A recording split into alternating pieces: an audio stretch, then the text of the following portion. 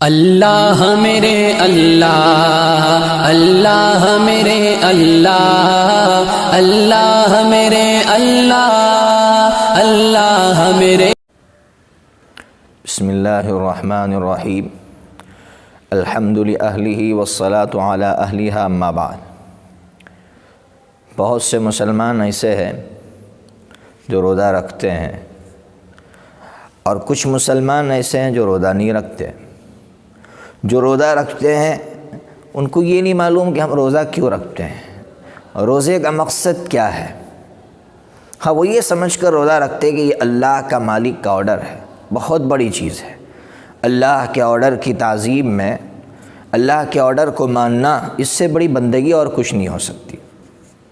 لیکن جب تک ہمیں روزے کا مقصد نہیں معلوم ہوگا، اس وقت تک ہمیں روزہ رکھنے میں مزہ نہیں آئے گا۔ اس لیے آئیے میں آج آپ کو بتاؤں کہ روزے کا مقصد کیا ہے، ہم روزہ کیوں رکھتے ہیں۔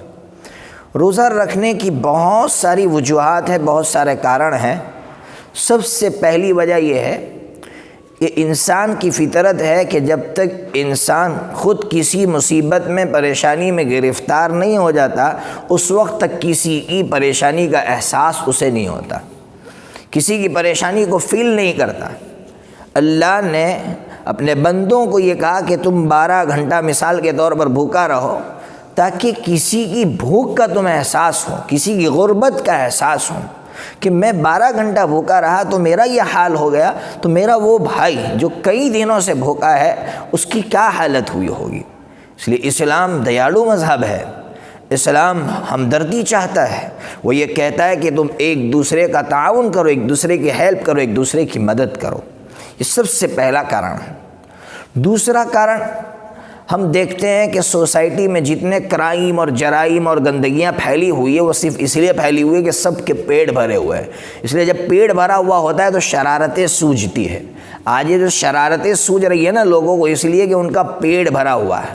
اس لیے میرے مالک نے یہ کہا 1 مہینے کے لیے بھوکا رہو، تاکہ تمہارا پیٹ جب خالی ہوگا تو تمہاری آتما، تمہاری روح مضبوط ہوگی، اور جیسے ہی روح مضبوط ہوگی سارے کرائم، سارے جرائم، یہ گندگیاں ختم ہو جائے گی۔ چوری ہو، کسی کی عزت کو لوٹنا ہو، ریپ کیسز ہو، یہ ساری چیزیں ختم ہو جائے گی اگر لوگ روزہ رکھنا شروع کر دیں۔ تیسرا کارن جو بہت اہم ہے، اس کو سمجھنے کی ضرورت ہے۔ کل 2 روزے ہیں، ایک رمضان کا روزہ، ایک زندگی کا روزہ۔ رمضان کا روزہ 1 مہینے کے لیے آتا ہے، زندگی کا روزہ انسان جب سے پیدا ہوتا ہے اس کی زندگی کا سورج ڈوبنے تک، یعنی مرنے تک کا روزہ ہے۔ یہ رمضان کا روزہ زندگی کے روزے کی ٹریننگ ہے۔ کیسے؟ میرا اللہ اپنے بندے سے یہ کہہ رہا ہے کہ میں نے تجھ سے یہ کہا کہ تیرا کھانا جو تو نے کمایا ہے تو اس سے رک جا، تو رک گیا۔ تیرا پانی جو تو لایا ہے تو اس سے رک گیا۔ تیری بیوی جو تیرے لیے حلال ہے، میرے کہنے پر رک گیا۔ تو پھر اس رمضان کے روزے کے بعد ایک روزہ ہے کہ جو کھانا تیرا نہیں ہے، کسی اور کا ہے، اس کی طرف ہاتھ کیوں بڑھاتا ہے؟ وہ عورت تیری نہیں ہے، وہ اجنبی ہے، پرائی ہے، اس کی طرف غلط نظر کیوں اٹھاتا ہے؟ اس لیے میں مسلمانوں سے کہوں گا کہ جو مسلمان رمضان کا روزہ رکھنے کے بعد عید کا چاند ہوتے ہی اپنی نظروں کو آوارہ کر دیتے ہیں، اجنبی عورت کی طرف دیکھنا شروع کر دیتے ہیں، دکانوں پر جھوٹ بول کر مال لوٹنا شروع کر دیتے ہیں، وہ صحیح معنی میں روزے دار نہیں ہے، وہ صرف بھوکے رہے۔ اب آئیے وہ لوگ، وہ مسلمان جو روزہ نہیں رکھتے ہیں، میں ان کو سب سے پہلے ایک قصہ سناؤں۔ ایک آگ کی پوجا کرنے والے کا قصہ ہے، مسلمانوں کے محلے میں رہتا تھا۔ جب وہ مر گیا تو ایک اچھے انسان نے ان کو سپنے میں دیکھا کہ وہ سورگ میں، یعنی جنت میں ٹہل رہے۔ ان کو حیرانی ہوئی کہ بھئی تم مالک کی پوجا نہیں کرتے تھے، آگ کی پوجا کرتے تھے، تم جنت میں کیسے ٹہل رہے ہو؟ اس نے بڑی عجیب بات کہی۔ اس نے یہ کہا کہ میں مسلمانوں کے محلے میں رہتا تھا، میرا ایک بچہ تھا، دوپہر کے وقت میں وہ باہر نکلا کھانا لے کر، اور اس پبلک کے سامنے اس نے کھایا۔ مجھے غصہ آیا، میں نے اس کو زور سے تماشا مارا، یہ کہتے ہوئے شرم نہیں آتی کہ آج مسلمانوں کے رمضان کا مہینہ ہے، پوتر رمضان کا مہینہ ہے، میرے مالک کو میری ادا اتنی پسند آئی کہ تو نے میرے ایک آرڈر کا اتنا سمان کیا۔ میرے مالک نے مرنے سے پہلے مجھے اچھے لوگوں میں شامل کر دیا۔ اس لیے مسلمانوں، اگر ایک نان مسلم بھائی رمضان کے روزے کی تعظیم کرتا ہے تو میرا اللہ اس کو ایمان عطا کرتا ہے۔